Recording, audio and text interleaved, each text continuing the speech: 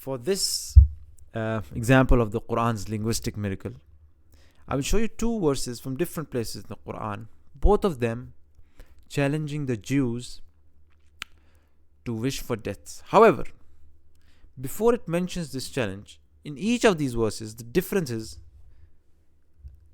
the assumption of the Jews that is mentioned differs.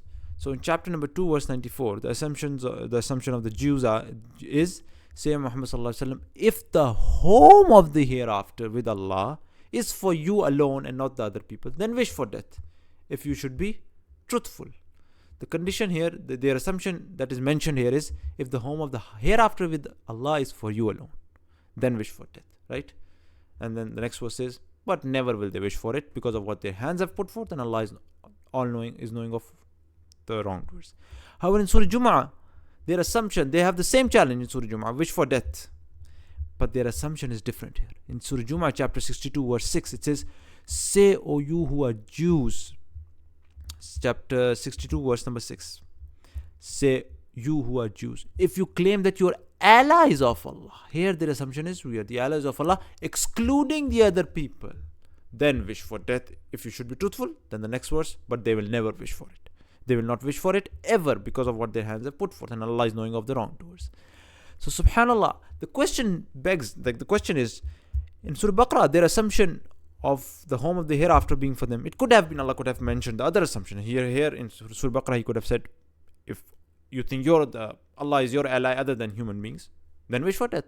And Surah Jumu, instead of mentioning the fact that they are the allies of Allah, he could have mentioned that assumption that if the home of the hereafter, the eternal life is for you, then wish for death. But why specifically mention their assumption of hereafter here?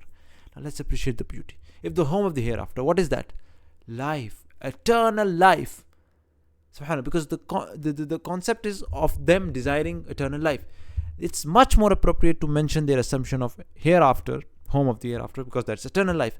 Because in the context, verse number 96 is about them wishing for eternal life. What does it say? Long life. And you will surely find them the most greedy of people for life, even more than those who associate others with Allah. One of them wishes that he could be granted life 1,000 years, but it would not remove him in the least from coming out. The context is them being greedy for life. So thus it was much appropriate to mention their assumption of the fact that the home of the hereafter is for them other than the people. Then wish for death if you want. But in Surah Jumu, the same challenge, but their assumption is different. Their assumption is, O Jews, if you claim that you are allies of Allah, not eternal. Now it's not about life. It's about having ally, somebody who can protect you when you are in danger. Because here the context is not about eternal life. It's about them running away from life. Look what verse number 8 says. Say indeed the death from which you flee, now you are in danger. You need somebody to protect you. Ally. Indeed, it will meet you. And then again it mentions Allah. Then you will be returned to the knower of the unseen and the witnessed, Allah subhanahu wa ta'ala. So it talks about Allah, and thus more appropriate to mention the assumption that if you claim that you are the allies of Allah, subhanallah. It's so beautiful. Like any verse could have mentioned any of their assumption, because the challenge is the same, wish for death. But every verse mentions their assumption according to the context of the verse. Subhanallah. This is the beauty of the Qur'an, proving that these words were not randomly just thrown into the book. Very thoughtfully put out words, which goes on to show that this is not the word of a man, rather the word of a God. Every word, all the ideas and the concepts in the Quran, very intellectually put out there. So subhanallah, this goes on to show that subhanallah, the Quran is divine. May Allah give us this conviction that the Quran is the word of God. Subhanakallahumma bihamdik. Ashhadu an la ilaha illa anta astaghfiruka wa atubu ilayk.